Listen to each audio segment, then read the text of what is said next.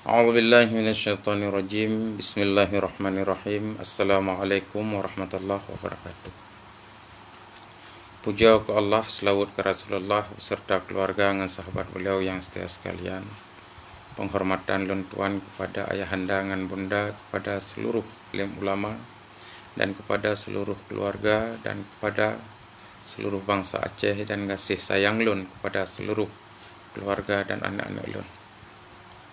Nibak malamnya sekaligus sebagai permohonan maaf lun dan sekaligus sebagai untuk menyelesaikan dari sekian le konflik pertanyaan.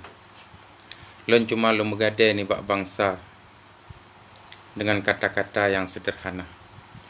Tolong nu doa ke lun dan keluarga lun Tuan Mandum. Semoga lun wa Allah dalam keadaan syahid, dan semoga si uro segala merdeka nang ro Aceh Darussalam. Semoga Allah gupu syahid lun tuan dan mandum keluarga lun tuan, sehingga hanale pertanyaan-pertanyaan dan fitnah-fitnah untuk uku. Harapan lun tuan pada seluruh bangsa Aceh ni sadari bahawa kembali Aceh bak fitrah Aceh Darussalam serama Mekah wal aman dalam hukum Allah nyan adalah kewajiban getanyo sebagai bangsa Aceh. Nyan kenlah kewajiban lun tuan siro Yahdi ila Rushdi bin Basyah bin Budiman bin Adam. Nyan kewajiban getanyo bangsa Aceh untuk tapua kembali fitrah Aceh Darussalam.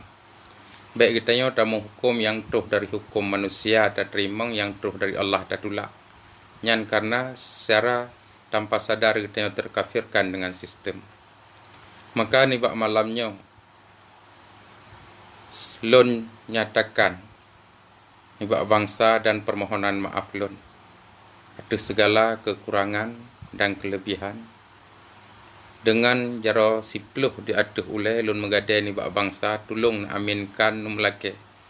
Semoga dan lun dan keluarga lun mandum-mandum ada jut paling telak si uro segala merdeka nanggro Aceh Darussalam. Umandum kamu wa Allah dalam keadaan syahid. Dan kepada orang yang fitnah-fitnah lun barokon, mandum kalun pemaaf. Pusebab kejik lun pemaaf karena mengingat lun takut menyabih humulun hanapat nelakai maahli. Tuman menyakan depa nyan fitnah untuk uku baik nu fitnah le. Karena lun takut meyakan lun wa bakpo urang ron hantu mewol hantu meli lakai maaf. Yang kenyan sagai lun pakai. Kepada seluruh bangsa Aceh yang kan fitnah-fitnah lung barokon, malamnya kalun pemaaf. Dan bila ukunya hal yang hana nu tepu nu pegah, nyan kan hana lun pemaaf. Namun lun takut han lun tume pemaaf li. Siga tu lebih dengan kurang lu lakai maaf dan lu mengadai ni bak bangsa tolong nu melakai nekun wakulja dan melakai bak Allah menyagat bermaksih berjerah bersempurna beteruh lagi cita-cita dan menyahanagat nu melakai berbagah mati kedih mandum baik jiku penyakit lagi yang kakak. Nyan sagai harapan lun hana bahasa le yang jit lun pegah karena seakan-akan tak kadang-kadang kondisi Aceh Darussalam selama Mekahnya bermerdeka buah bak fitrah rawaji dalam hukum Allah seakan-akan lagi kepentingan pribadi oleh keadaan lewatnya.